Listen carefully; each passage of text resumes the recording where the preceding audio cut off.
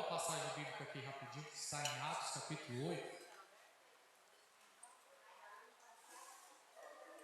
Atos capítulo 8.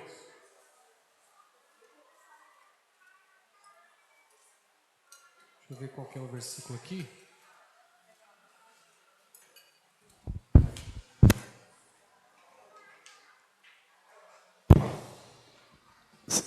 A partir do versículo 26. Atos capítulo 8, a partir do versículo 26. Amém? Hoje bastante gente cabulou aula. É o calor, né? Falou, hoje eu não vou para a igreja, não. Deixa Jesus pegar o povo. Pode ir? Pode ler o verso 26. Um anjo do Senhor disse a Felipe: vá para o sul, para a estrada deserta que desce de Jerusalém a Gaza. Ele se levantou e partiu. No caminho encontrou um eunuco etíope, um oficial importante encarregado de todos os tesouros de Candace, rainha dos etíopes. Esse homem viera a Jerusalém para adorar a Deus, e de volta para casa, sentado em sua carruagem, lia o livro do profeta Isaías. E o Espírito disse a Filipe: aproxime-se dessa carruagem e acompanha. Então Filipe correu para a carruagem, ouviu o homem lendo o profeta Isaías e lhe perguntou: o senhor entende o que está lendo? Ele respondeu: como posso entender se alguém não me explicar? Assim convidou Filipe para subir e sentar-se ao seu lado. O eunuco estava lendo essa passagem da Escritura. Ele foi levado como ovelha para o matadouro, e como cordeiro mudo diante do tosqueador, ele não abriu a sua boca. Em sua humilhação foi privado de justiça. Quem pode falar dos seus descendentes? Pois a sua vida foi tirada da terra. Amém. Amém.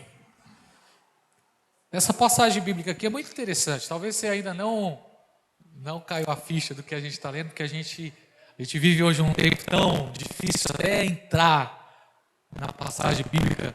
Mas eu quero destacar essa pergunta que Filipe faz para esse cara. Filipe foi dirigido pelo Espírito. O Espírito Santo falou para ele: aproxime-se dessa carruagem. E ali tinha um homem importante da Etiópia, um eunuco. Ele tinha um cargo importante, era um oficial da rainha da Etiópia. E ele estava lendo o quê? O livro do profeta Isaías. Ele estava lendo o livro do profeta Isaías e Filipe fez a pergunta para ele: você entende o que você está lendo? E aí ele falou: como eu vou entender se não tem quem me explique? Então, o que aconteceu ali? Filipe, dirigido pelo Espírito Santo, sentou ali do lado dele e explicou para ele qual era o propósito, qual era o significado, qual era o sentido daquela profecia, daquela passagem bíblica. Talvez esse seja o problema de muitas pessoas hoje. As pessoas não entendem o que está lendo. E eu faço a pergunta: você entende o que você lê? Você tem dificuldade de entender a Escritura? Por isso que sempre nós temos falado aqui sobre orar, pedindo a Deus: Senhor, nos dê espírito de sabedoria, de revelação. Queridos, nós estamos tratando aqui do livro mais sagrado de todos os tempos. Nós estamos tratando da palavra de Deus. A Escritura é a palavra de Deus revelada. O propósito de Deus revelado aqui nesse livro. E muitas vezes nós não entendemos o que estamos lendo, por diversas razões. Entre elas, a dificuldade de compreender o texto bíblico. Para isso estamos aqui hoje. Deus nos confiou, pela misericórdia de Deus, Deus nos confiou o ministério da palavra. Uma das minhas funções como pastor é ensinar o quê? A palavra de Deus. E é isso que estamos fazendo aqui nessa noite. Glória a Deus por essa noite, pela oportunidade, pelo privilégio de estarmos aqui. Então, quero encorajar você. Faça valer a pena. Se dedique. Pegue um caderno, pegue a Bíblia. Anote o texto bíblico para que você entenda o que você está lendo. E ao final dessa passagem bíblica, nós vamos perceber que o Espírito Santo falou ao coração daquele homem e terminou ali aquele homem sendo batizado. Ele foi tocado por aquela revelação. E isso que me fascina na Escritura, quando nós entendemos a palavra de Deus, nós temos que ficar fascinados. Nós temos que ficar admirados de quão poderoso é a Escritura, como a palavra de Deus é tão preciosa, quanta revelação, quanta perfeição. Deus falando através de cada texto bíblico, tratando conosco. Então, é uma oportunidade única que nós estamos tendo aqui nas quintas-feiras de aprender a Escritura. Talvez daqui 3, 4 anos, não sei se terá mais Bíblias disponíveis. Já parou para pensar nisso? Se de repente daqui 4, 5 anos nós não tivermos mais acesso à Bíblia, o conteúdo que você está aprendendo aqui hoje está ficando aonde, gente? No seu coração, na sua mente. E no momento que precisarmos, o Espírito Santo vai lembrar. Lembra daquelas quintas-feiras, onde Deus colocou no coração do pastor de realizarmos uma visão bíblica, um panorama bíblico, de entendermos, de nos aprofundar na Escritura. Aí você vai lembrar das passagens, você vai lembrar daquilo que você está aprendendo aqui hoje. Amém, gente?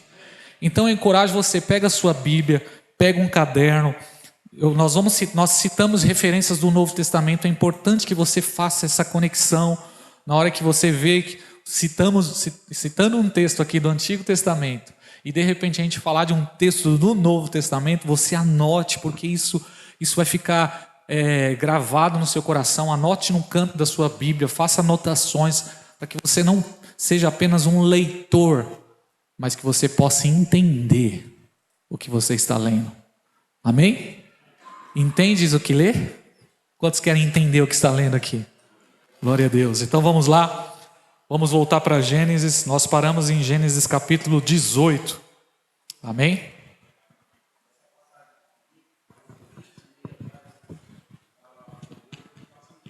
Sim.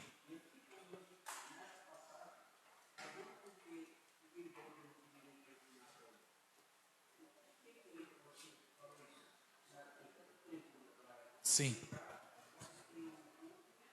Tinha sinagogas na época, né? Isso, tá vendo? Que interessante. O eunuco não tinha acesso à sinagoga, não tinha acesso. Olha que interessante, tá vendo?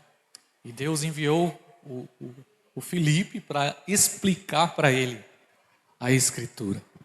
E Deus nos deu essa responsabilidade. Eu estou aqui, irmãos, eu só sou um instrumento de Deus para facilitar, para tentar de alguma forma explicar a Escritura para os irmãos. Amém, gente?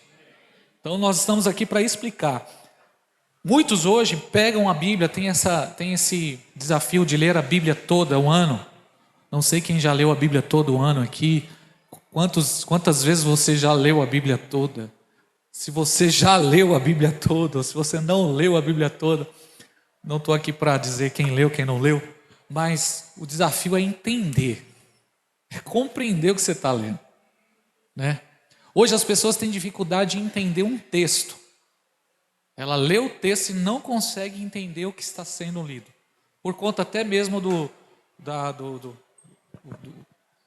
educação, né, do Brasil mesmo. As pessoas têm dificuldade de ler um texto e entender, pegar aquele texto bíblico e compreender o que está sendo lido. E nós estamos tratando da Escritura, da revelação especial de Deus. Por isso, eu creio em nome de Jesus que você vai compreender muita coisa. Você já está entendendo muitas coisas aqui sobre a palavra de Deus. Você vai crescer. Todos nós somos capazes. Todos que estão aqui, pastor, eu não sou, terminei 5ª série, terminei 4ª série. Pastor, eu tenho dificuldade. Não, você vai conseguir em nome de Jesus, amém? Você vai compreender. Nós vamos orar para que Deus te dê espírito de sabedoria. Irmãos, toda vez que você pegar a Escritura, faça como Paulo. Senhor, me dê espírito de sabedoria, revelação da sua palavra. Abre os meus olhos para que eu compreenda a Escritura. Glória a Deus, gente. Então vamos lá, vamos caminhar. Nós estamos falando sobre patriarca Abraão. Deus chamou Abraão em Gênesis 12. Amém, gente? Vamos fazer aqui uma recapitular aqui. Gênesis 12, Deus chama Abraão, faz para Abraão pelo menos três palavras. Deus faz uma promessa para Abraão de uma terra, de uma bênção e de uma nação. Então Abraão começa, ele sai ali de uma cidade chamada... Onde Abraão morava? Onde Abraão morava, gente? Ur dos Caldeus. A pastora Elia está trocando as palavras, já tem uns 3 semanas já que eu vejo. Mas faz parte, né? Faz parte. É muita coisa, muita informação. Mas a gente vai pegar, gente. A gente vai pegar. Você precisa dominar isso. Falar com naturalidade, assim como você fala de cálculo, assim como você fala da rede social, assim como você fala do Instagram. Você precisa falar da Escritura de forma natural, sabe? Explicar assim e falar da Escritura.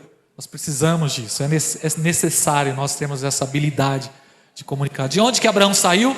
Ur dos Caldeus. Ur dos Caldeus. Então Deus chama Abraão e ele começa uma peregrinação. E aí de Gênesis 12 em diante você vai ver Abraão peregrinando sobre a terra de Canaã. E ele começa a peregrinar. Em Gênesis capítulo 15, Deus faz com ele uma aliança ali. Uma aliança unilateral. Quem lembra disso? Deus faz uma aliança unilateral onde Deus se responsabiliza e Deus diz: essa terra eu te dei, eu me responsabilizo. Essa terra é do seu descendente. Essa terra pertence a você. Pastor. Pode falar. Só para ilustrar, na Record está passando Gênesis. Sim. Aí eu tenho assistido, às vezes, e é bastante interessante que tudo que a gente está vendo aqui, a gente consegue... A gente tem mais facilidade de entender na passagem que está tendo lá. É claro que existe ali a licença poética, né? Sim. Em inserções que são colocadas na história, todo um contexto... mas vale a pena. O que você tem que fazer é assistir e comparar com o que está escrito. Que está escrito na palavra. Gênesis 15, Deus fez com ele uma aliança. Deus confirmou. Ok, gente? Gênesis 16, o que acontece? História de Agar, né, gente? Aquele grande problema. O nascimento de Ismael em Gênesis 16. Gênesis 17... Deus muda o nome de Abraão. O que mais? Deus faz um pacto que é a circuncisão. O 8º dia de nascido, todo filho deveria ser circuncidado. Esse pacto representa para nós hoje o batismo. Amém, gente? Para nós a circuncisão representa o batismo. Nós paramos em Gênesis 17. Então vamos caminhar em Gênesis 18 e vamos tentar ir até Gênesis 26, ok? Hoje a gente vai caminhar de Gênesis capítulo 18 até Gênesis capítulo 26. Vamos lá. Deus promete um filho a Abraão. Gênesis capítulo 18.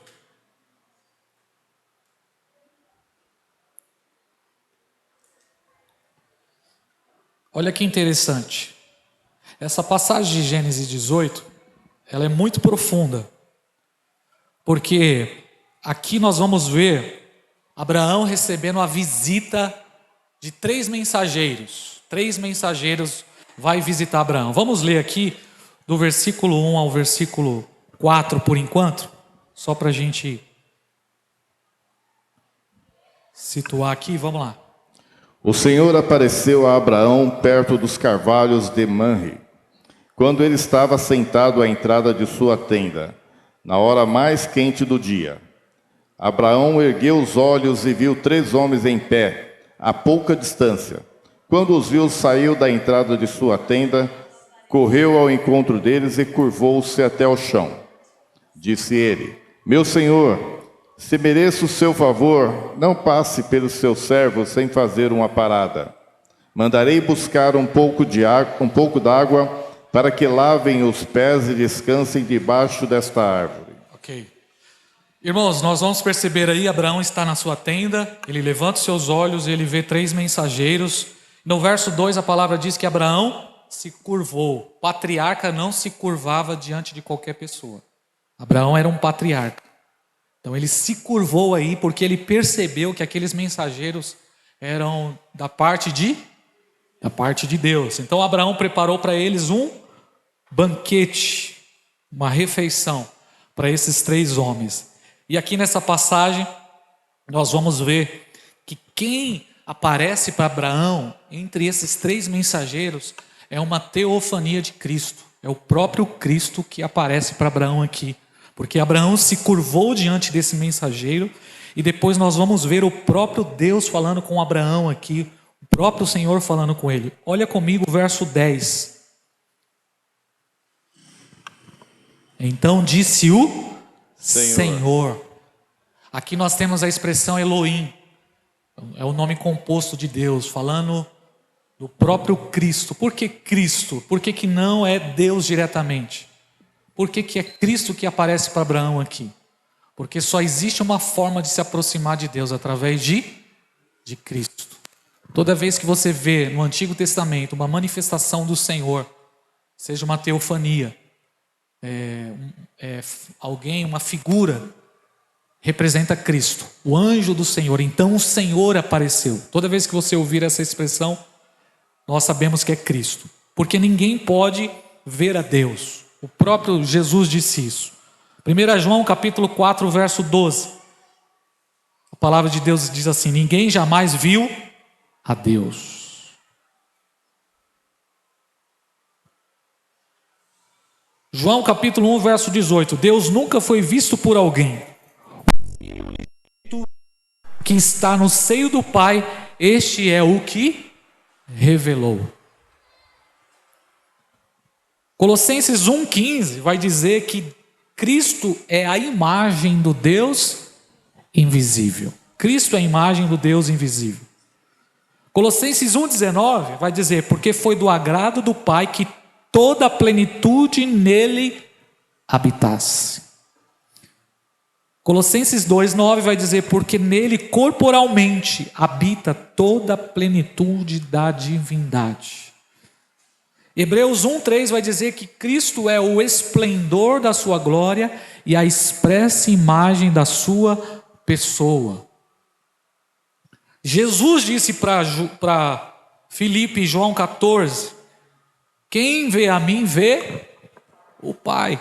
Quem vê a mim vê o Pai. Quando Filipe perguntou: mostra-nos o Pai. E aí Jesus disse, João 12,45: quem vê a mim, vê aquele que me enviou. Então, não é só eu que falo isso, é o consenso de todos os estudantes da Bíblia. Toda vez que aparece uma manifestação do anjo do Senhor, ou um mensageiro no Antigo Testamento, é Cristo. É uma teofania, é uma aparição, uma manifestação de Cristo. Então, nós temos visto aqui nessa passagem que o próprio Senhor Jesus se revelou a Abraão. Abraão fez um banquete ali e o Senhor fez a promessa para ele e para Sara. Vamos ler o verso 9 até o verso 14, até o verso 16, vamos lá. Do versículo 9 ao 16. Onde está Sara, sua mulher? Perguntaram. Ali na tenda, respondeu ele. Então disse o Senhor: voltarei a você na primavera, e Sara, sua mulher, terá um filho. Sara escutava a entrada da tenda atrás dele. Abraão e Sara já eram velhos de idade bem avançada, e Sara já tinha passado da idade de ter filhos. Por isso riu consigo mesma, quando pensou: depois de já estar velha e meu senhor já idoso, ainda terei esse prazer? Mas o Senhor disse a Abraão: por que Sara riu? E disse: poderei realmente dar à luz agora que sou idosa? Existe alguma coisa impossível para o Senhor? Pausa. Olha essa expressão. Quem lembra de que isso aconteceu para uma jovem quando recebeu também a visita de um mensageiro prometendo para ela que ela daria um filho? Quem lembra de que o anjo falou: existe alguma coisa impossível para Deus? Quem lembra disso? Lucas 1,37. Quando Maria perguntou: como isso vai acontecer? Sendo que eu não conheço varão, sendo que eu sou virgem. Aí o anjo Gabriel disse: para Deus existe alguma coisa impossível? Olha a expressão do anjo aqui. Grifa esse versículo porque isso é muito importante. O anjo está falando para Sara. Por que Sara riu? Por que Sara riu, gente? Porque era uma piada, vamos falar um português aqui bem... Cara, ela estava com 90 anos de idade aqui, Abraão, 99 anos aqui. Abraão está com 99 anos de idade. E aí o anjo olha para ela e diz, você daqui alguns meses eu vou voltar, você vai... No próximo ano você vai dar à luz a um filho. E aí ela riu. E aí o anjo falou, por que você riu? Não ri não, você riu sim. E aí o anjo falou, existe alguma coisa impossível para Deus. Aí no verso 15, então Sara teve medo e negou, dizendo, não ri. E o anjo declarou, não, você riu sim. Você riu sim. E daí vem o nome de Isaac. O que significa Isaac? Sorriso. O nome Isaac significa sorriso. Verso 16, para a gente finalizar aqui. Quando os homens se levantaram para partir, avistaram lá embaixo Sodoma, e Abraão os acompanhou para despedir-se. Então o Senhor disse, esconderei de Abraão o que estou para fazer? Calma, vamos parar aqui. Então finalizou essa passagem, essa porção da Escritura, terminou o jantar ali, o almoço. O anjo do Senhor prometeu a Sara que ela ficaria grávida, então eles se levantaram, porque eles tinham uma missão. 3 anjos se levantaram. Qual era a missão? Eles estavam indo para destruir Sodoma e Gomorra. A partir do verso 16, os anjos se levantam para destruir Sodoma e Gomorra. E aí, nós vamos perceber que Abraão, ele, do verso 16 em diante, Abraão, ele vai fazer uma intercessão. Abraão começa a interceder porque quem estava em Sodoma e Gomorra? Ló. Quem era Ló? Sobrinho de Abraão. Ló era sobrinho de Abraão. Então Abraão, ele vai interceder. Mas olha que interessante o versículo 16 que o Haroldo leu. A Bíblia fala que o mensageiro, eles disseram, nós não vamos esconder de Abraão o que vamos fazer. Olha que interessante. Verso 16. Verso 17. Então o Senhor diz, esconderei de Abraão o que estou para fazer? Olha que tremendo. Abraão, ele era amigo de Deus.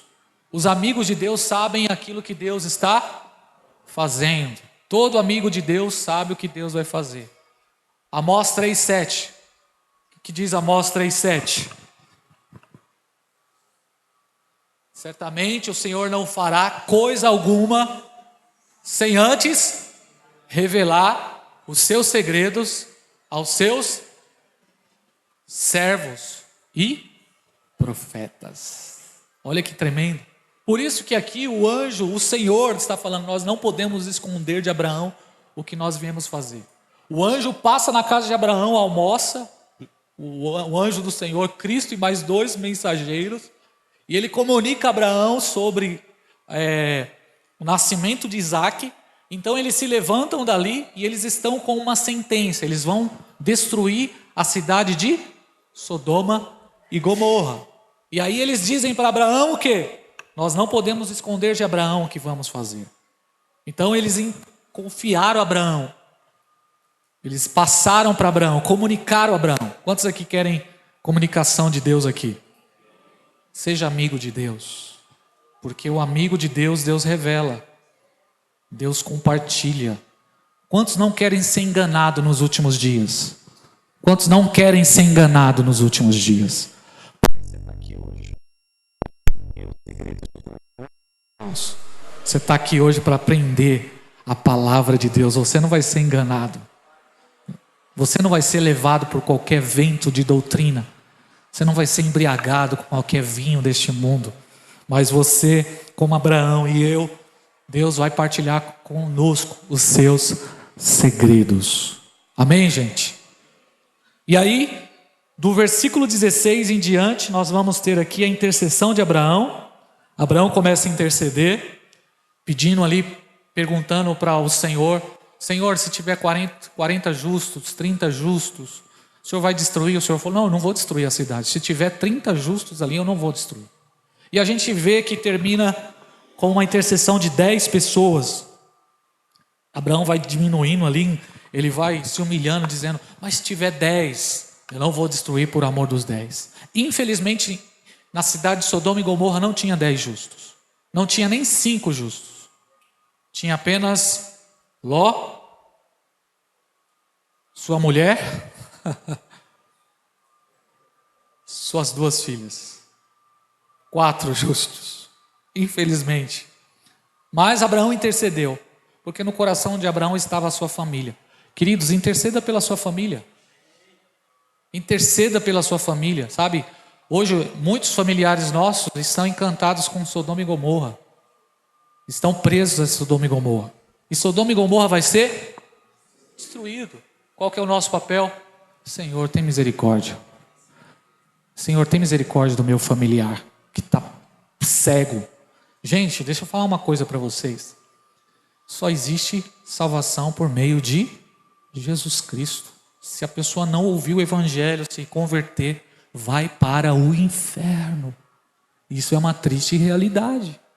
Milhões de pessoas estão indo para o inferno, inclusive nossos parentes, se morrerem sem salvação. Então é nosso papel como Abraão. Abraão era um intercessor. E Abraão intercedeu. Ele intercedeu pelo seu sobrinho Ló. Então, capítulo 19.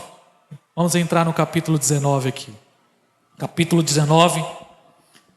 A palavra de Deus vai nos mostrar a destruição de Sodoma e Gomorra. Lembrando que essa cidade, Sodoma e Gomorra, era uma cidade encantadora. Essa cidade aqui era uma bela cidade. Deixa eu ver uma referência bíblica aqui que vai falar sobre Gênesis 3:10. Vamos ler Gênesis 3:10, só para falar sobre Sodoma e Gomorra.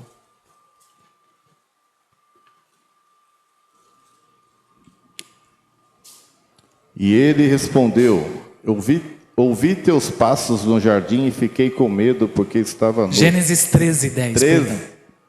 13. Ninguém gosta do número 13, né? Olhou então Ló e viu todo o vale do Jordão, todo ele bem irrigado até Zoar. Era como o jardim do Senhor, como a terra do Egito.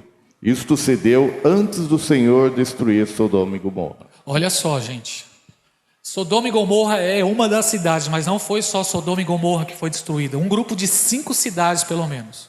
A Bíblia está dizendo aqui que essa cidade, quando Ló olhou para essa cidade, ela era comparada ao jardim do Senhor. Era comparado à terra do Egito, perto do rio Nilo, porque a região do Egito, perto do rio Nilo, era uma região encantadora, é uma região fértil. Assim era essa região de Sodoma e Gomorra. E foi isso que atraiu os olhos de Ló para esse lugar. Então essa região era uma região encantadora. Era uma região próspera. Era uma região em que tinha beleza. Por isso que Ló estava lá com a sua família. E aí vamos então para Gênesis 19, a destruição da cidade. Por que Deus vai destruir essa cidade? Quem pode me falar por que Deus vai destruir essa cidade? O índice de promiscuidade nessa cidade era nível hard. Vamos ler Gênesis 13:13. Rapidinho aí.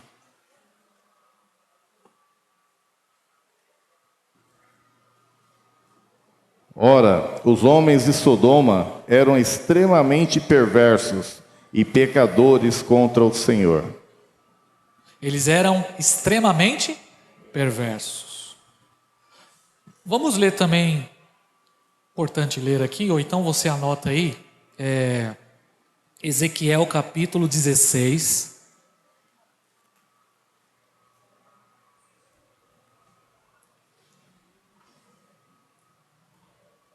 Versículo 49 e 50. Eu vou ler aqui do 48, tá? Diz o Senhor Deus, que não fez Sodoma tua irmã, nem ela, nem suas filhas, como fizeste tu e as tuas filhas. O Senhor está repreendendo a nação de Jerusalém, está comparando eles com Sodoma e Gomorra. Eis que esta foi a iniquidade de Sodoma, tua irmã, soberba. Olha outro problema dessa cidade, era uma cidade soberba. A soberba de Sodoma e Gomorra era alta. Eles tinham fartura de pão. Era uma cidade próspera em questão de alimento, gente.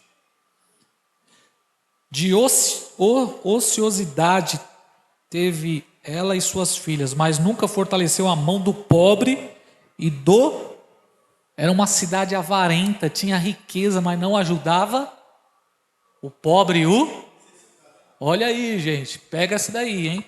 Olha a importância de a gente ler o texto bíblico e compreender. Ué, por que Deus destruiu essa cidade? Qual é o motivo do Senhor lançar um juízo tão severo? Era uma cidade soberba. Era uma cidade que tinha muita prosperidade. Porém, eles não ajudavam ninguém. Pausa para a gente pensar. Não tinha esse negócio. Quantos estados ou países hoje são prósperos e não tem esse princípio de ajudar ninguém? Continuando, e fizeram abominações diante de mim. Era uma cidade que cheirou mal aos olhos de Deus. Era uma cidade terrível. Isaías 3, verso 9 vai dizer que eles eram cheios de pecado. Cheios de pecado. Isaías 3, 9 vai falar sobre essa cidade.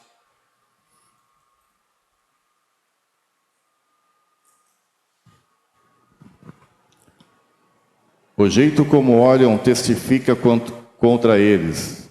Eles mostram seu pecado como Sodoma, sem nada esconder. Ai deles, pois trouxeram desgraça sobre si mesmos. Ou seja, essa cidade, a cidade de Sodoma e Gomorra era uma cidade cheia de pecado. Então, é como o cálice, sabe? É o copo. Foi enchendo-se a ira de Deus sobre essa região, sobre esse povo, ao ponto de o cálice transbordar.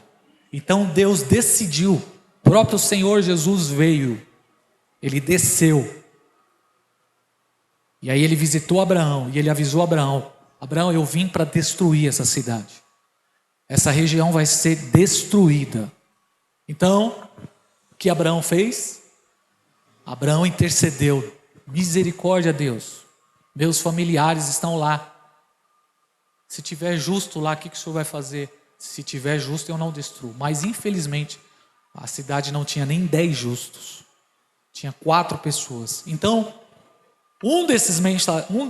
dois desses mensageiros aqui, voltando para Gênesis 19, eles vão até a cidade. Vamos ler o verso 19, capítulo 19, verso 1.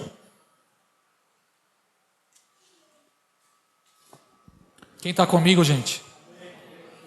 Os 2 anjos chegaram a Sodoma ao anoitecer, e Ló estava sentado à porta da cidade. Pausa. Vamos lá, nós não vamos conseguir ler todo o texto, todo o capítulo, então a gente só vai comentando aqui o capítulo. Então os 2 anjos chegaram à cidade e Ló fez a mesma coisa que Abraão. Ló prostrou-se com o rosto em terra, recebeu esses homens e os convidou para irem até a sua casa. E ali eles passaram a noite. Só que você vai perceber que esses homens, esses mensageiros, eles eram belos. E houve uma movimentação dos sodomitas para assediar esses homens. E eles tentaram abusar desses homens. E o que Ló fez? Ló tentou de todas as maneiras proteger esses homens. E aí você vai ver isso acontecendo aqui nessa passagem bíblica. Ló, ele oferece até as próprias filhas, mas os caras, eles queriam os anjos. A perversão ao nível assim, louco. Não é muito diferente do que estamos vendo hoje com os nossos olhos. Promiscuidade total na cidade, uma cidade que não tinha princípio, moralidade lá era zero. Lá não tinha, infelizmente. Daí vem a expressão, porque Paulo fala em 1 Coríntios capítulo 6 sobre o pecado da prostituição e também trata ali da expressão, a Bíblia usa a expressão sodomitas. Sodomitas tem a ver com homossexualidade, tem a ver com pessoas que se relacionam com o próprio sexo, gente que gosta de gente do próprio sexo. E aí usa-se essa expressão sodomitas, porque na cidade de Sodoma e Gomorra isso era natural lá, infelizmente. Vamos caminhar. A cidade então vai ser destruída por esses anjos. E a Bíblia vai dizer que Deus derramou fogo e enxofre sobre a cidade. Vamos ler o texto de Deuteronômio 29, 23.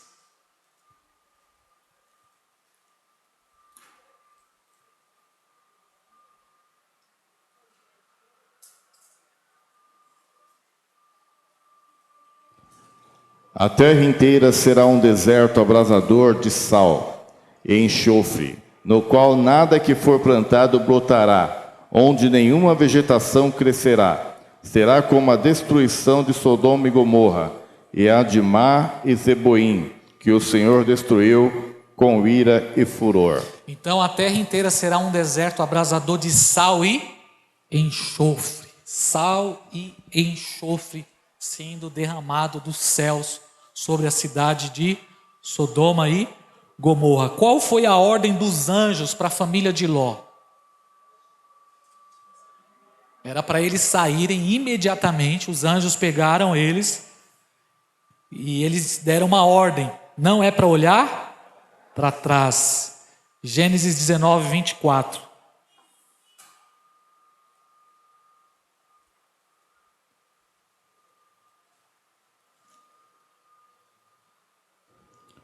Então o Senhor, o próprio Senhor, fez... Verso 17, Haroldo. 17.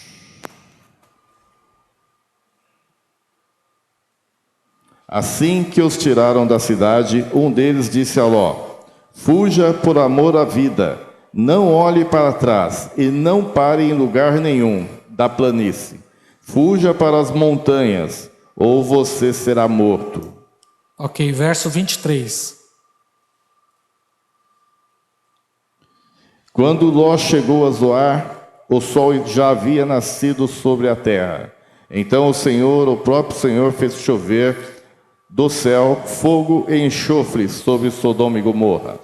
Assim ele destruiu aquelas cidades e toda a planície, como todos os habitantes da cidade e a vegetação. Mas a mulher de Ló olhou para trás e se transformou numa coluna de sal. Meus amigos, infelizmente a mulher de Ló olhou para trás. A gente canta a canção brincando, né? Dança, mas a gente não tem ideia da gravidade e da tragédia que foi isso. Essa mulher olhou para trás. Então vamos lá. A cidade de Sodoma e Gomorra, antigamente, toda a região era uma planície linda. Veio o juízo de Deus e destruiu a cidade. Fogo e enxofre e sal. O que resta dessa cidade hoje? É só ruínas e cavernas. Eu visitei Sodoma e Gomorra. Essa cidade... Tem foto, tem uma foto lá, né, dona Marta? Existe evidências de que houve sim essa tragédia nessa cidade. Lá não tem vegetação nenhuma. A cidade é toda coberta por sal. O clima lá é perto do Mar Morto, então é muito quente. É um deserto, gente. E é um lugar assim assustador. Quando você olha para aquela região, um lugar assustador. E hoje, se você pesquisar na internet, você vai assistir o vídeo aí, coloca a Aline em Israel, ela tem um vídeo lá em Sodoma, também Rodrigo Silva. Ela fez um experimento lá, ela pegou pedras que são enxofres. E você sabe que enxofre não dá em uma região que não tenha vulcão. O enxofre esse mineral só existe onde tem regiões vulcânicas. Onde não tem vulcão, não tem enxofre. Mas lá, essa região aí de Sodoma e Gomorra, tem mais fotos aí. Se você assistir a Aline, você vai perceber lá mais de 150 cavernas nessa região.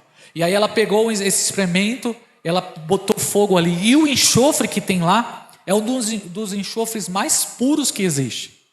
Essas pedras de enxofre em outros lugares, 50% é pura, é misturado. Mas na região de Sodoma e Gomorra, 90% de pureza no enxofre que existe lá. É puro sal nessa região.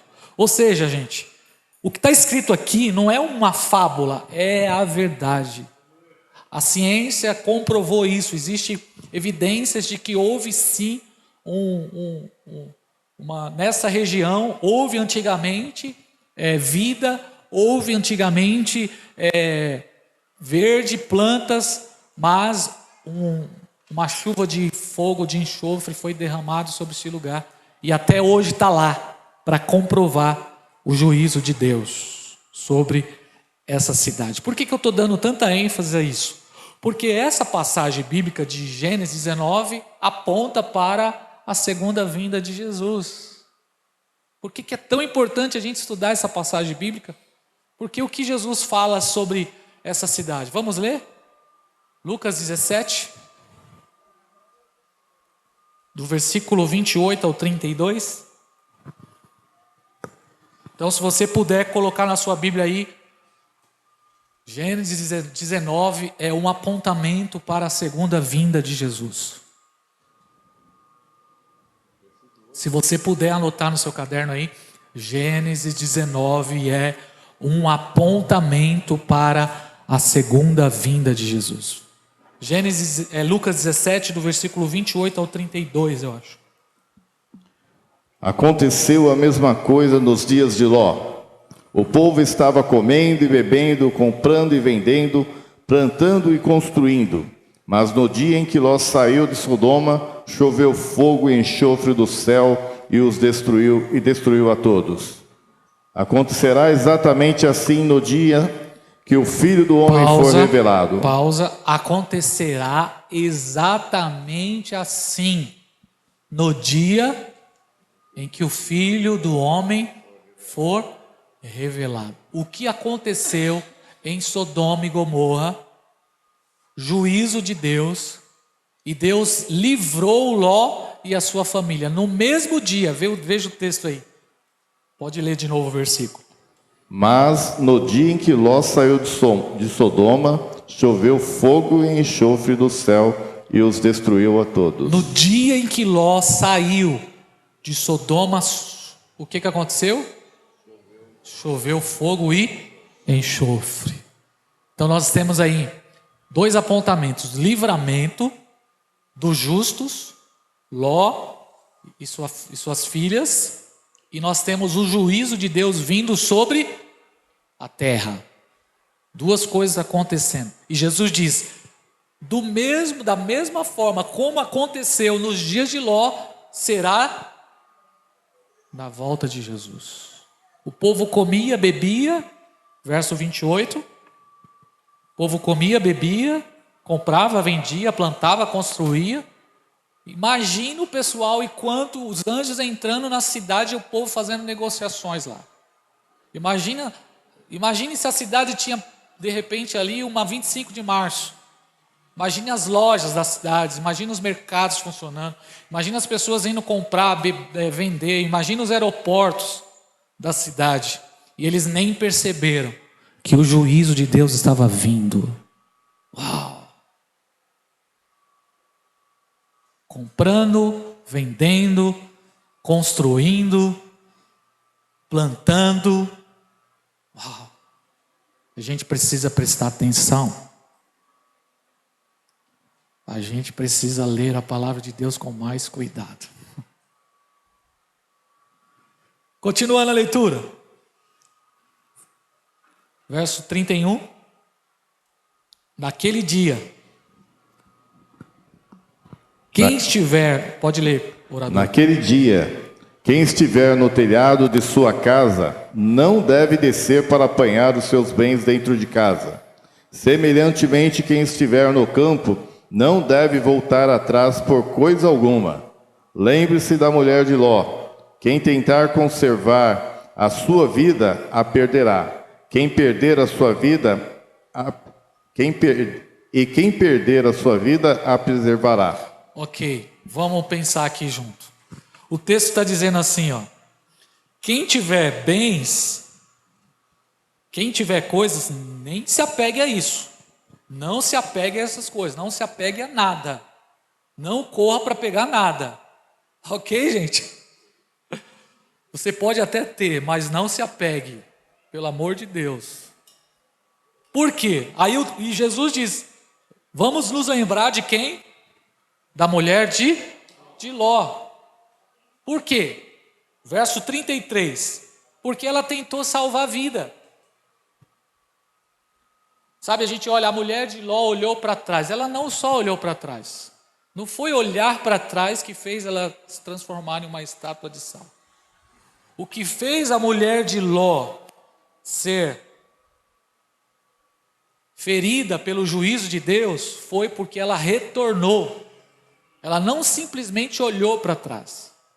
O texto de Gênesis 17, 24 e 25, o 26 vai dizer, mas a mulher de Ló olhou para trás e se transformou em uma coluna de sal. Eu pesquisei essa palavra olhou para trás. Essa palavra significa, ela tem a ideia de retornou. Ou seja, ela até seguiu, até começou a caminhar. Eu estou pregando aqui, não era nem para pregar. Mas ela até começou a caminhar, ela até ouviu a mensagem, o mensageiro falando sobre a destruição, mas o que ela fez? Ela desistiu no meio do caminho. Ela não acreditou. Ela foi seduzida. Aliás, a Bíblia vai dizer em Salmo 115, verso 8, que aquele que é idólatra, ele se torna semelhante ao seu ídolo. Tornem-se semelhante àquilo, você é aquilo que você adora. Nós nos tornamos semelhante àquilo que nós amamos. Então o que fez essa mulher virar uma estátua de sal era a idolatria que ela tinha em relação à cidade de Sodoma e Gomorra. Ela estava encantada com a cidade. Aquela cidade era o ídolo dela. Era a vida dela. Quem está entendendo, gente? Então não foi simplesmente uma olhadinha para ver. Não foi simplesmente assim, deixa eu ver se... Gente, estava caindo fogo do céu. O fogo estava caindo do céu. Imagine Ló, sua mulher e suas filhas correndo da cidade, fugindo da cidade, enquanto o juízo de Deus estava vindo. Então o juízo de Deus e esse arrebatamento, essa tirada acontece no mesmo tempo. Aqui a gente já tem uma visão sobre essa questão do arrebatamento e juízo de Deus acontecendo no mesmo tempo. Ok, gente? Então o que aconteceu com ela? Ela retornou. Ela desistiu. Ela, não, eu vou voltar. Ela estava pegada, ela estava embriagada com o Sodoma e Gomorra. Ela estava pegada com aquela cidade de um jeito tão profundo que o que fez ela, não é que Deus não amava ela, é a própria decisão dela. Ela sofreu a consequência da desobediência. Fez com que ela se tornasse uma estátua de sal. Ela se tornou semelhante à cidade. Uau, isso aqui é muito poderoso, hein? Ela é semelhante à cidade. Você é semelhante àquilo que você adora. Ok? Pode falar, querida.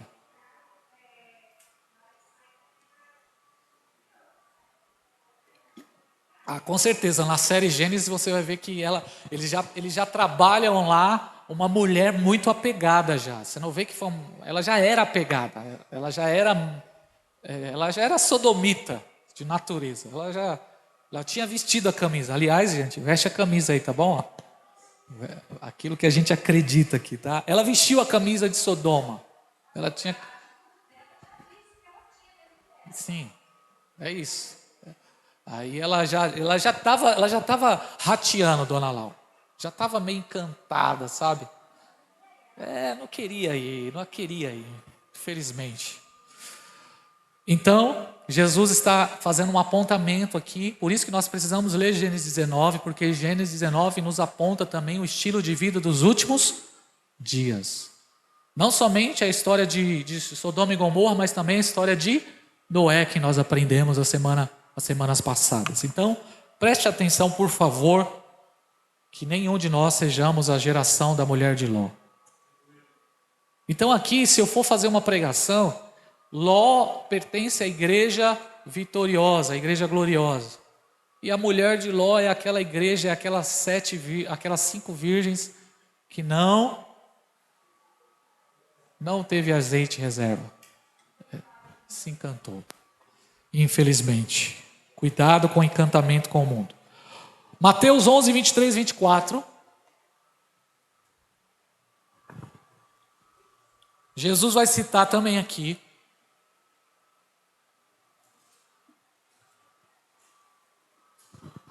Três cidades: Betsaida, Cafarnaum e Corazim.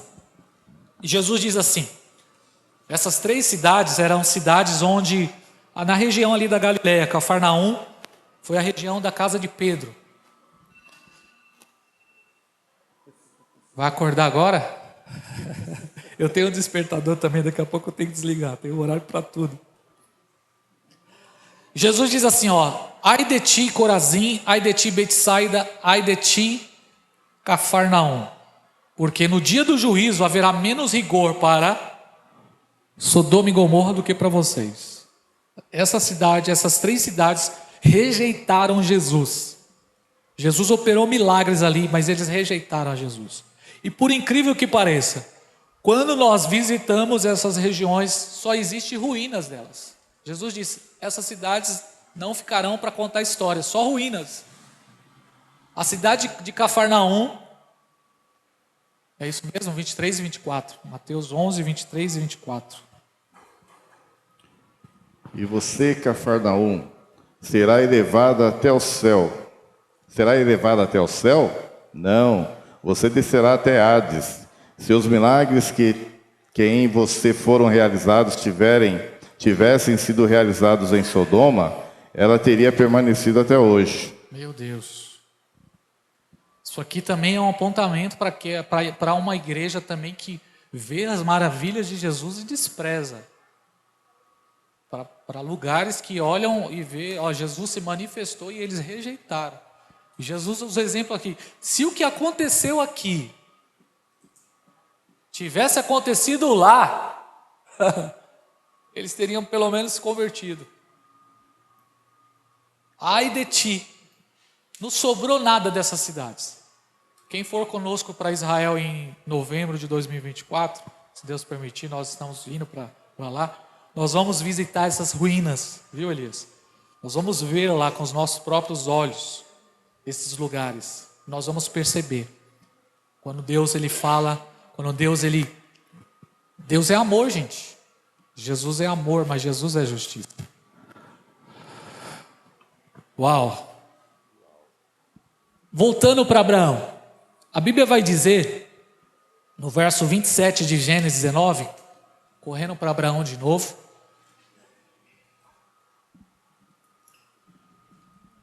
que Abraão levantou os olhos e viu, ele foi até o lugar onde ele teve o encontro com Deus, e ele viu lá o que estava acontecendo.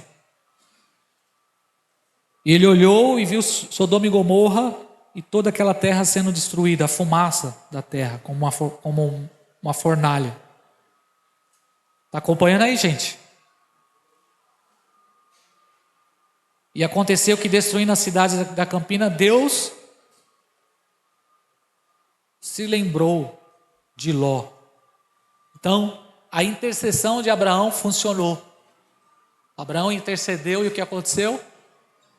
Pelo menos Ló e as suas filhas foram salvas, graças a Deus. Mas olha, lembra que eu estou falando aqui, irmãos, que a gente faz conexões com o Novo Testamento, né? Eu estou desde o início falando, vamos fazer as conexões.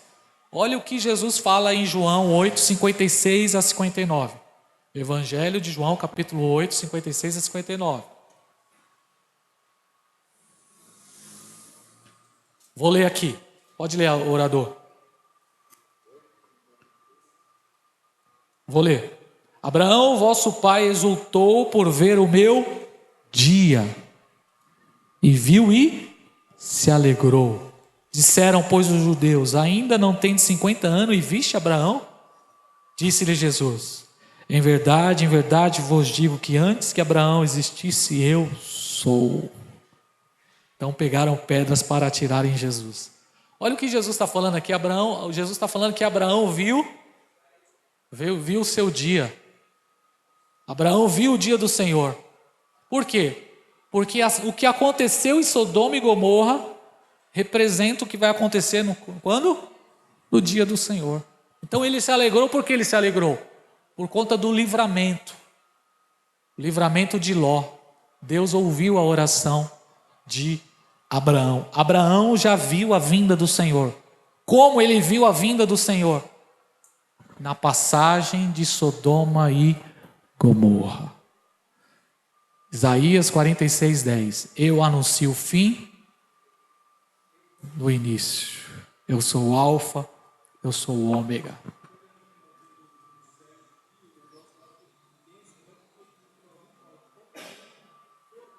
Como de uma fornalha. Isso mesmo. Então Abraão viu o juízo de Deus sobre a cidade de Sodoma e Gomorra. Só existe ruínas hoje dessa cidade. Só existe ruínas. Fechou, vamos caminhar. Gênesis 20, não vamos tratar aqui de Gênesis 20, por a passagem de Abraão e o rei Abimeleque. Abraão mentiu, aquela história toda você já conhece. Não vou dar tanta ênfase aqui a essa passagem.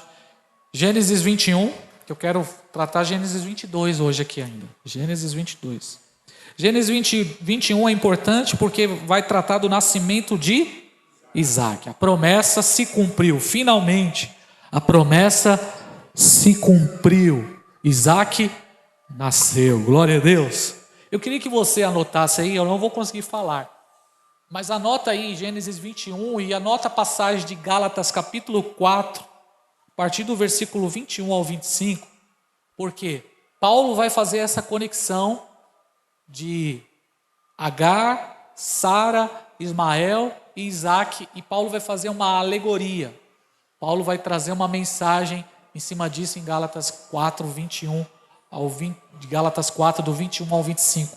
É muito importante essa passagem bíblica aqui, só que não vai dar tempo da gente tratar tudo, né? Eu queria, irmãos, eu queria ficar aqui até de manhã, a gente só, mas não dá. Mas essa passagem é muito importante. E Gálatas 4, Paulo vai fazer essa alegoria, falando do filho da promessa e o filho da carne, que é Isaac e Ismael. Ele vai tratar aí, fazendo essa distinção entre o filho da promessa, que é Isaac, e o filho da carne, que é Ismael.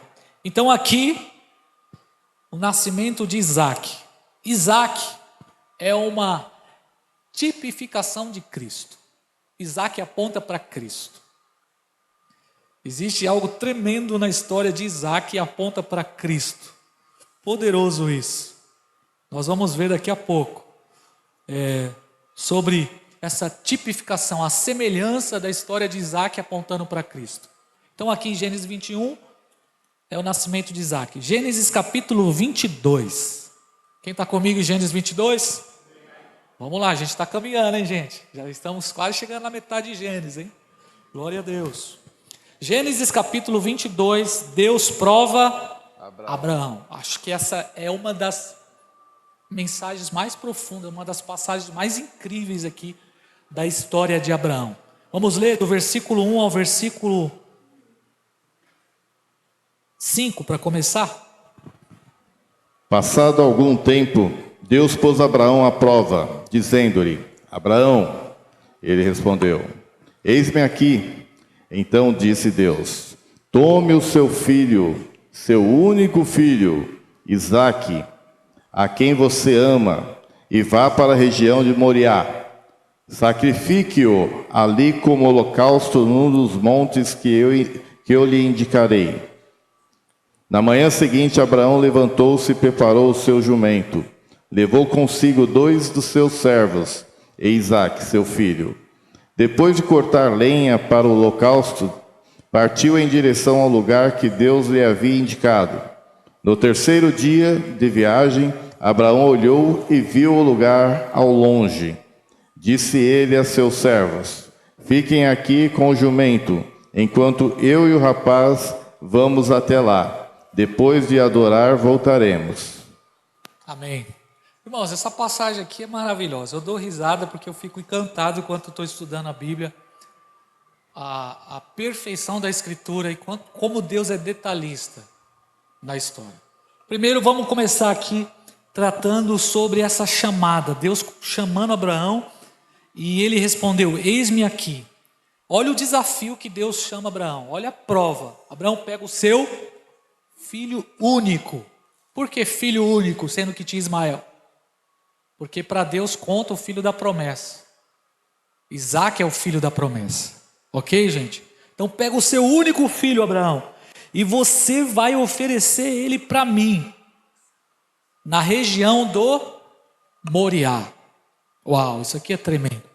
Região do Moriá. Wellington, coloca a foto para mim do Monte Moriá aí.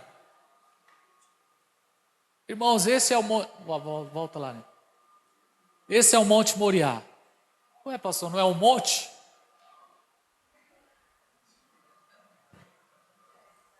Monte Moriá é o mesmo local onde foi construído o templo de Davi. O mesmo local. Aí está o Monte Moriá. Deus disse: eu vou te mostrar o lugar, Abraão.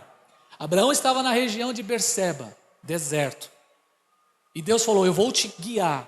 E você vai sacrificar o seu filho. Você vai fazer uma oferta para mim lá no lugar que eu vou te mostrar.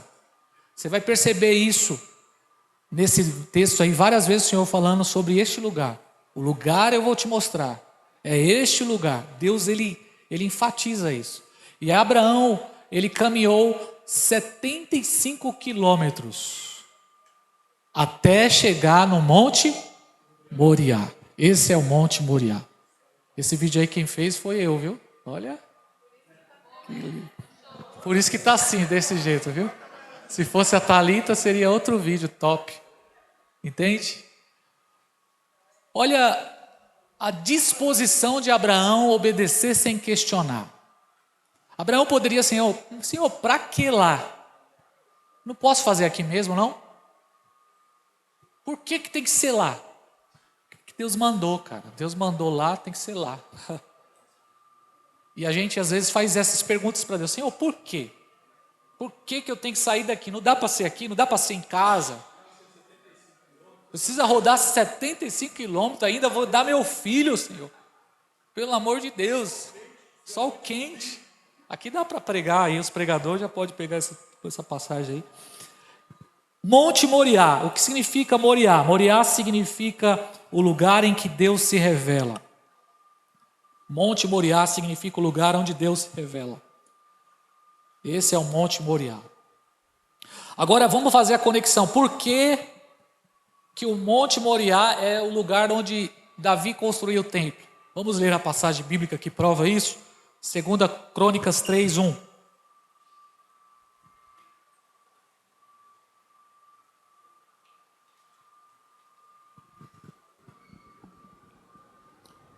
Então Salomão começou a construir o templo do Senhor em Jerusalém, no Monte Moriá. Uau! Pode ler. Onde o Senhor havia aparecido a seu pai Davi, na eira de Araúna, o Jebuseu, local que havia sido providenciado por Davi. Ok. O que aconteceu no dia de Davi? Vamos pausar aqui para a gente entender. Último capítulo de Samuel, 2 Samuel 24, Davi desobedece a Deus e faz ali um recenseamento. Quem lembra dessa passagem? Foi contar o povo e por causa disso veio o juízo de Deus sobre Davi. Davi deu ouvido a Satanás. Acho que Crônicas vai falar isso. 2 Crônicas 17 vai falar que Satanás dirigiu Davi. O texto fala, Satanás falou para Davi contar o povo. Deus tinha falado para não fazer isso e Davi fez. Vamos lá, eu não vou ficar falando sobre isso. Então, depois ali terminando essa passagem bíblica, no finalzinho, depois do juízo de Deus, o profeta Gade chega em Davi e fala assim, Davi, Deus ele ouviu aí sua oração, teve misericórdia de você, então tá bom, vai, recomeça, levanta aí, vai fazer uma oferta, vai fazer um altar. E aí o profeta Gade falou para Davi assim, Davi, você vai na região, na eira de Araúna, o Jebuseu, e você vai fazer um altar ali. Eu quero que você levante um altar ali. E aí Davi vai nesse lugar, Jebuseu, nessa região onde era a antiga Jerusalém, e ali Davi chega nesse cara e Davi compra aquele terreno.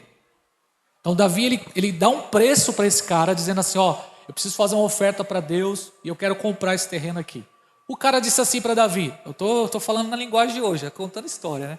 O cara disse assim para Davi, não precisa dar dinheiro nenhum não, cara, você é o rei, cara, oxe, eu dou essa terra para você. Davi falou, não vou fazer oferta nenhuma a Deus que não me custe alguma coisa. E aí Davi comprou, preço justo, assinou a escritura. Isso é muito poderoso. Porque aquela região pertence a quem? A Davi. Davi comprou. Davi pagou dinheiro ali. Você só pode dizer que a casa é sua porque você comprou de alguém. Hoje aqui em Guanás tem muito lugar invadido aí, né, gente? Mas Davi comprou aquela região. Esse monte aqui do templo foi comprado por Davi. E por que esse monte? Porque foi nesse monte que Abraão foi sacrificar quem? Isaque. É o mesmo local. Este local. A tradição judaica acredita que foi neste local também. Não há texto bíblico que diz isso.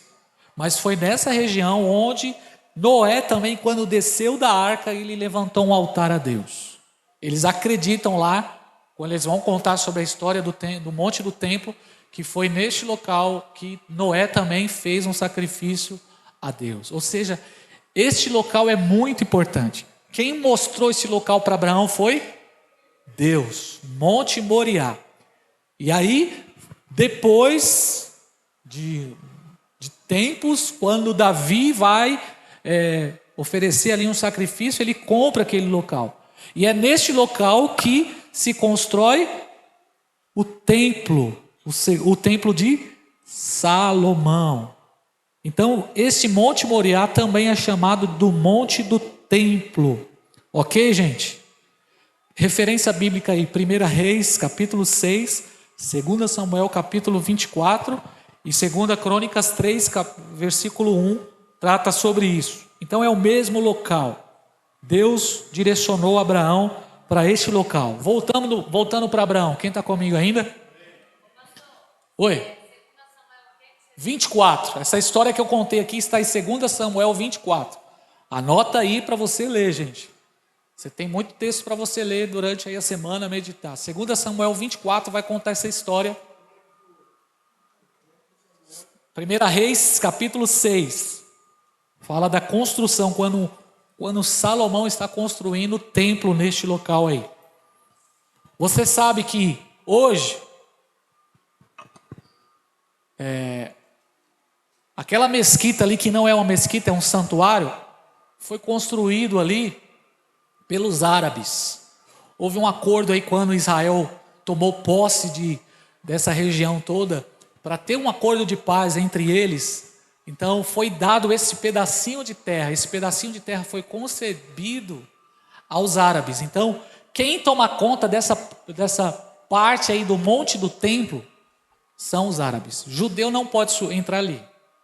Judeu não pode entrar ali. Então é uma região que existe exércitos dos palestinos ali.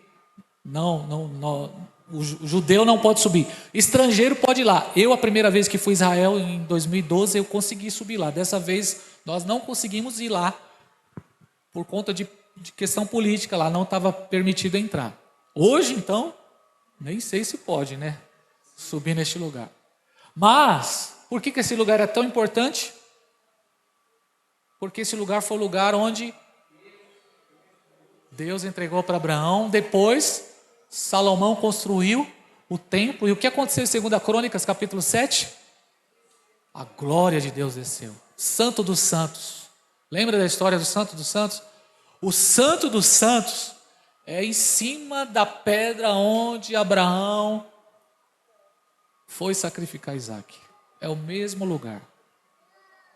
Era ali que se colocava a arca da aliança, onde o sumo sacerdote entrava para oferecer sacrifício a Deus. O mesmo local. E por que esse local hoje é tomado ali, ou está sob o domínio dos árabes? Porque para eles também esse local é muito importante. No ano de 620 aproximadamente, com a chegada do profeta Maomé, a tradição islâmica acredita que Maomé foi arrebatado deste lugar. Então, Maomé foi arrebatado deste local. Então, esse é o terceiro local mais sagrado do mundo para o islamismo. O primeiro é Meca e Medina, onde o Maomé nasceu, e Meca, a cidade profética para o islamismo. E esse é o terceiro lugar mais sagrado do mundo para eles.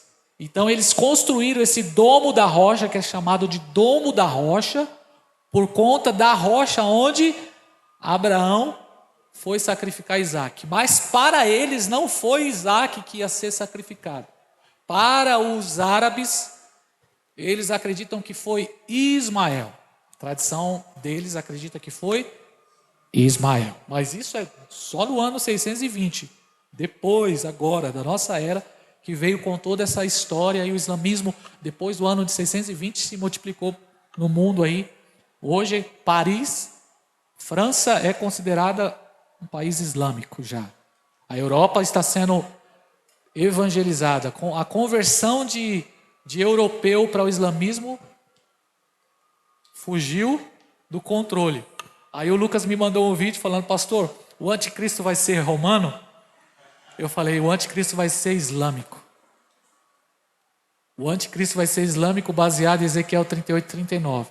Mas por que vai ser islâmico? Porque hoje a Europa já é islâmica. Então está tudo aí. A história está aí. Eu não sei nem por onde eu estava aqui na história, gente. Então é esse local aí. O local do segundo templo é o mesmo Monte Moriá. Ah, tá. Eu não posso deixar de falar isso. Existe um projeto, existe dinheiro, existe todo o material para a construção do terceiro templo. Está guardado tudo. Quando você vai em Israel, existe lá o Museu do Templo, e eles... Vocês não foram, né? Vocês não foram. Eu fui... Não chegou a entrar. Eu consegui entrar lá.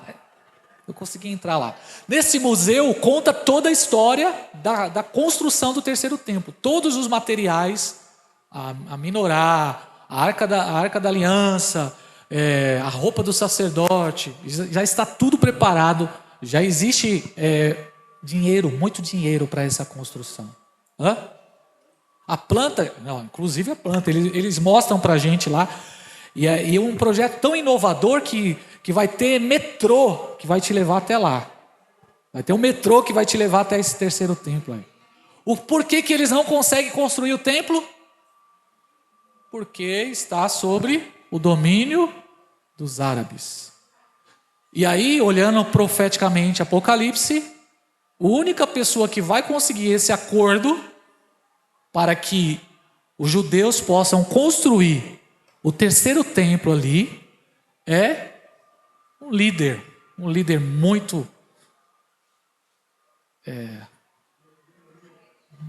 sábio, um cara muito bom de política, que vai conseguir o acordo para construir ali o terceiro templo. E construindo o terceiro templo, gente, já prepara as malas, porque caminhando eu vou para Canaã. É isso. Quando você vai em Israel, atrás ali na parte do lado de trás, existem os muros, chamados Muros das Lamentações. É o único acesso que os judeus têm. É por isso que ali existe intercessão 24 horas. Porque o povo judeu não pode interceder lá em cima. Eles não podem entrar ali. Eles são proibidos de subir naquele local ali. Só os árabes podem entrar. E quem tem autorização. A parte de trás, não dá para ver aqui. Depois vocês entram lá no Instagram, vocês vão ver a gente orando lá no muro. É a parte de trás ali que está os muros, o muro das lamentações, que é a única parte que sobrou da antiga muralha do templo de Salomão. Então, é isso, gente. Voltando aqui para Abraão, para a gente caminhar a história aqui rapidamente. Então Abraão chega no lugar. Olha a expressão aí, terceiro dia. O que te lembra terceiro dia, gente? Uau, terceiro dia. Agora vamos ver a relação entre Isaac e Cristo, nessa passagem bíblica aqui. Olha só que interessante. Isaac recebeu o nome antes do seu nascimento. Abraão, o nome foi mudado, sim ou não? Jacó também. Mas quem deu o nome para Isaac? O anjo. O anjo disse, o Senhor falou para Sara, o nome dele será Isaac. O que aconteceu em Mateus 1:21, quando o anjo Gabriel chegou até Maria e disse para Maria, o nome dele será Jesus. Olha a semelhança entre Isaac e Cristo, a relação entre os dois. Isaac recebeu o seu nome antes do nascimento, Jesus recebeu o nome antes do nascimento. Isaac, a palavra de Deus diz, em Isaac será chamada a sua descendência. Gênesis 17, verso 19. Cristo, todo cristão recebe o nome, todo discípulo de Jesus recebe o nome de cristão. Em Cristo nós recebemos também o nome de Cristo. Nós somos chamados de cristão. Isaac, a gestação de Isaac foi milagrosa. Foi um milagre, porque a sua mãe era estéril, o ventre dela era morto, não poderia gerar de maneira nenhuma. Cristo, a gestação de Maria foi milagrosa. Isaac, a expressão de Gênesis 18:14, quando o anjo falou, há alguma coisa impossível para Deus? O que aconteceu com o anjo quando falou para Maria? Há alguma coisa impossível para Deus. Isaac nasceu por promessa divina. Gálatas capítulo 4, verso 22. Jesus nasceu por promessa divina. Mateus 1, versículo 22. Isaac, tudo de Abraão pertence a Isaac. Gênesis 21, 10. Cristo disse, tudo que o Pai tem é meu. Olha a semelhança. É isso que deixa a Escritura fascinante, a leitura. Entende o que lê? Você está entendendo agora. Porque você sabe que Isaac está apontando para quem? Para Cristo. Isaac.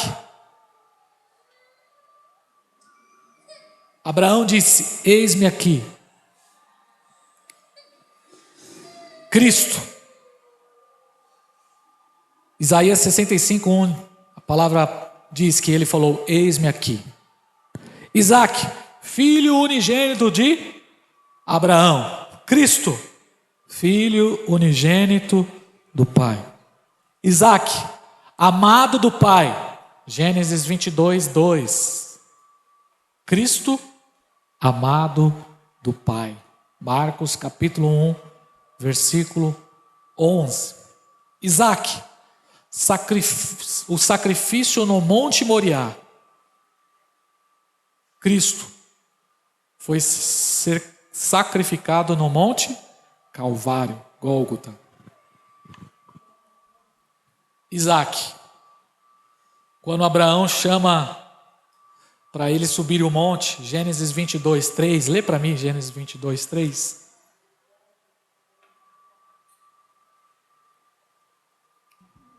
Na manhã seguinte, Abraão levantou-se e preparou o seu jumento. Levou consigo 2 dos seus servos e Isaque, seu filho. Ok. Agora vamos ler isso em Jesus. Lucas 19, 28.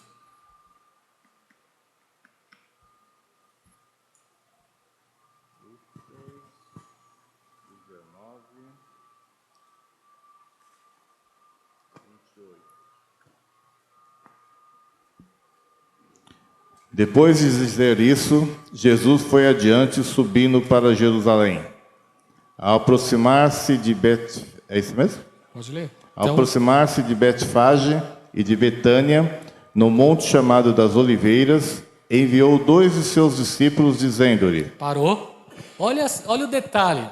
Abraão está subindo um monte, ele pega um jumentinho e 2 servos. O texto diz aí que Jesus pegou 2 dos seus... 2 dos seus discípulos. E tem jumentinho aí nessa história? Vão ao povoado que está diante e ao entrar encontrarão o jumentinho amarrado. Nada na Bíblia é por acaso, irmãos. Até o jumentinho que Abraão pegou estava mostrando o que ia acontecer com Cristo lá no futuro. Isso é maravilhoso. Você não fica empolgado não, gente? Eu fico maravilhoso. Melhor do que Isaque. Ao terceiro dia, Gênesis 22, 4.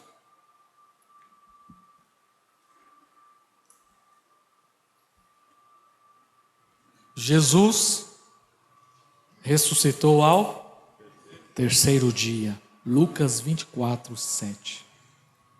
Olha que interessante. Abraão estava com Isaque, versículo 5, Gênesis 22, 5. Disse ele a seus servos: fiquem aqui com o jumento, enquanto eu e o rapaz, vamos até lá. Ok. Cristo, o pai, estava com o filho. O único momento que o filho foi abandonado foi quando ele declarou: Eli, Eli, lama sabachthani. Salmo 22, 1 vai falar isso. Que o pai estava com o filho. Abraão estava com Isaque e o pai estava com Jesus. Salmo 22, 1.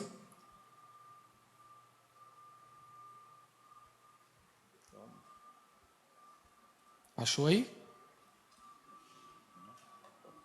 Vocês estão pegando, gente?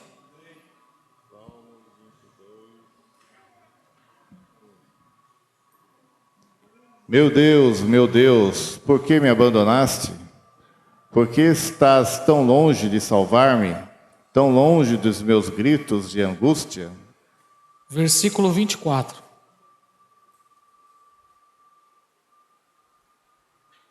Salmo 22, 24. Pois não menosprezou, nem repudiou o sofrimento do aflito. Não escondeu dele o rosto, mas ouviu o seu grito de socorro.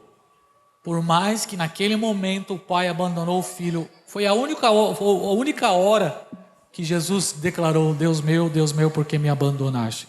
Mas assim como Abraão estava com Isaque, lá no Monte Moriá, o pai também estava com Cristo, lá no Monte Calvário. Isaque, verso 5, Abraão diz, Gênesis 22, 5. O que Abraão promete para os servos aí? Subiremos, adoraremos e voltaremos. Tem alguma coisa semelhante com Jesus, isso ou não? João 14, 18, vamos ver, vai.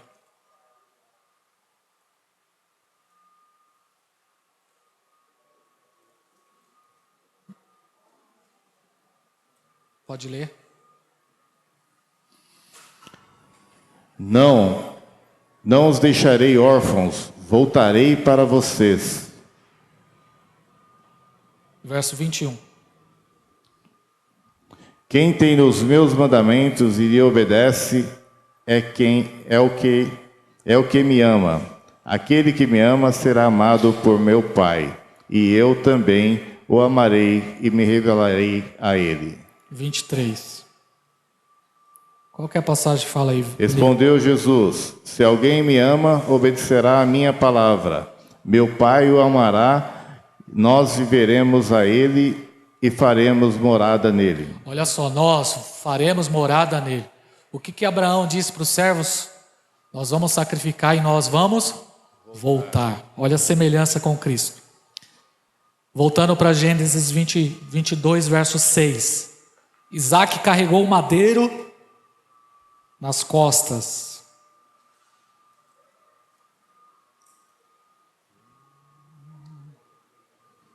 Abraão pegou a lenha do holocausto e a colocou nos ombros de seu filho Isaque. Uau, gente, olha que tremendo.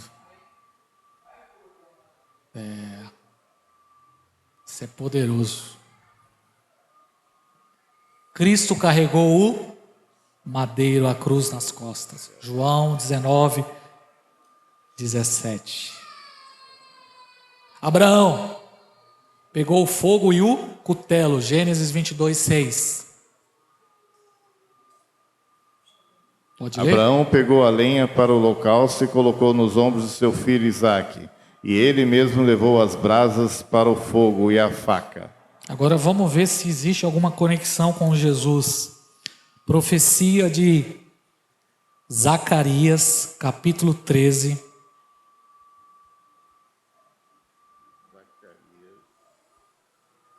Penúltimo livro da Bíblia, versículo 7. Levante-se, ó espada, contra o meu pastor, contra o meu companheiro, declara o Senhor dos Exércitos. Fira o pastor, e as ovelhas se dispersarão, e voltarei a minha mão para os pequeninos. Verso 9.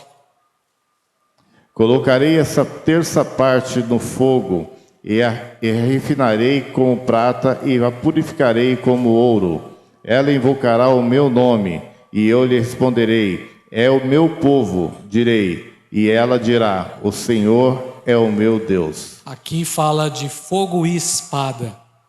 E lá na passagem de Abraão fala de fogo e cutelo. Forte isso, gente. Abraão e Isaac caminharam juntos, perfeita unidade. Gênesis 22, do 7 ao 9. Quem está em Gênesis aí? Os dois caminharam juntos. Isaque disse a seu pai Abraão: meu pai. Sim, meu filho, respondeu Abraão. Isaque perguntou: as brasas e a lenha estão aqui, mas onde está o cordeiro para o holocausto? Respondeu Abraão: Deus mesmo há de prover o cordeiro para o holocausto, meu filho. E os dois continuaram a caminhar juntos. Os dois continuaram a caminhar juntos. Olha que poderoso, unidade entre pai e filho. Deus Pai aqui, Abraão representa Deus Pai, e Isaac representa Cristo. O que Jesus falou na oração que nós aprendemos de João 17? Eu e o Pai somos um. Uma semelhança aqui, uma conexão entre Abraão e Isaac, entre Deus e Jesus, o Filho.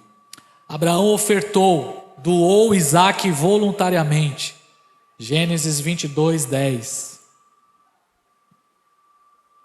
Então estendeu a mão e pegou a faca para sacrificar o seu filho. Ok? Então Abraão, ele doou Isaac voluntariamente.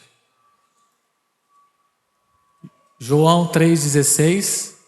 Porque Deus amou o mundo de tal maneira que deu voluntariamente. Deus Pai está dando o seu filho. Isaac se dispôs voluntariamente. O mesmo texto aí, Gênesis 22, do 7 ao 10, você vai perceber a disposição de Isaac em se doar. Acredita-se que Isaac tinha entre 13 anos aqui, aproximadamente, 13 a 15 anos. Isaac já era um adolescente, praticamente. Ok, gente? Então havia uma... Isaac podia correr, gente. Quem é adolescente aqui que já correu do pai na hora de bater aqui? Minha mãe cansou de vir com vassoura para cima de mim. Eu corri até umas horas, né, Gui? Já correu quando a sua mãe falou, vem cá, a risada dele. Isaac poderia correr? Claro que poderia ter... Não, eu não vou aceitar isso, meu pai não está bem do juízo. 100 anos, o que ele está... Meu Deus, meu pai está gaga, não, está sem juízo. Mas ele se doou voluntariamente. A Bíblia vai falar que Cristo também se entregou voluntariamente. Gálatas capítulo 1, verso 5. Já estou terminando, hein? Isaac foi amarrado, verso 9 aí, Gênesis 22, 9. Isaac foi amarrado. Jesus foi encravado na cruz, João 20, 25. Isaac é oferecido como sacrifício a Deus, em figura. Tiago capítulo 2, verso 21, vai falar disso. Isaac é oferecido a Deus, como figura. Tiago 2, 21. Quem quiser, depois eu mando todos esses textos para você. Se você quiser essas... Hã? Por favor. Não, mas se eu enviar, vocês não querem copiar, entendeu? A gente tem muito esse negócio, né? Não quer ler. Ah, não, depois vai enviar. Depois eu vejo o vídeo. Vai ver nada. Não foi Abraão, nosso antepassado, justificado por obras, quando ofereceu seu filho Isaque sobre o altar? Você pode ver que tanto a fé como as obras estavam atuando juntas. E a fé foi aperfeiçoada pelas obras. Ok. Jesus também é oferecido. Isaac é uma figura. Cristo é a realidade. Isaac aponta para Cristo. Isaac ressuscita em figura. Por quê? Por que Isaac ressuscita em figura? Porque na hora que Abraão foi sacrificar, o que acontece, gente? Verso 12 aí de Gênesis 22, o que acontece? O anjo, a voz do Senhor falou, não faça isso. Então naquele momento está representando a ressurreição, de forma figurada, de forma espiritual, porque ele foi tirado do altar. Mas a Bíblia vai falar que naquele momento o Senhor providenciou o quê? Um cordeiro. Um cordeiro foi colocado, ou seja, nesse momento aqui da história, Isaac vai nos representar. Por quê? Porque era para nós sermos oferecidos, mortos por conta dos nossos pecados. Mas o que o pai fez? O pai tirou Isaac e sacrificou quem? O cordeiro. Uau! Era para nós, a cruz era nossa. Nós somos Barrabás. E o que acontece? Barrabás é tirado e Jesus entra na história e leva sobre ele os nossos pecados. Deus proveu o cordeiro, um cordeiro de 1 ano. Jesus é o cordeiro de Deus que tira o pecado do mundo. O carneiro estava preso no meio dos galhos com seus chifres. A Bíblia fala que foi colocado sobre a cabeça de Jesus uma coroa de espinhos. Isaac é o descendente, como diz Gálatas. Jesus Cristo é o descendente, o Filho de Deus. Amém. Só até aqui, vamos parar aqui, porque eu acho que já foi bastante coisa hoje. Deus abençoe sua vida. Possamos continuar nessa fé, crescendo em graça e conhecimento. Amém, gente? Fica de pé aí, vamos encerrar.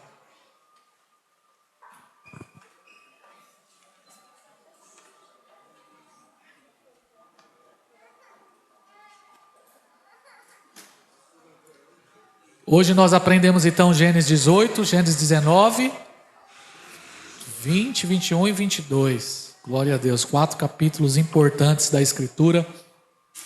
Faz toda a diferença para a nossa compreensão. Feche os olhos, vamos agradecer.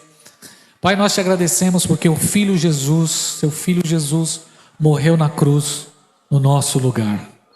Nós te agradecemos porque o Senhor enviou, providenciou o Cordeiro. Abraão olhou para aquele monte e colocou e batizou o nome daquele monte de Jeová Jiré, o Deus que providencia. E foi isso que aconteceu ali perto, no Monte Sião, ó Pai, no Monte Calvário, diz a tua palavra que o Filho Jesus, ele foi sacrificado, morreu, levou sobre si as nossas culpas, e hoje nós podemos ser filhos de Abraão.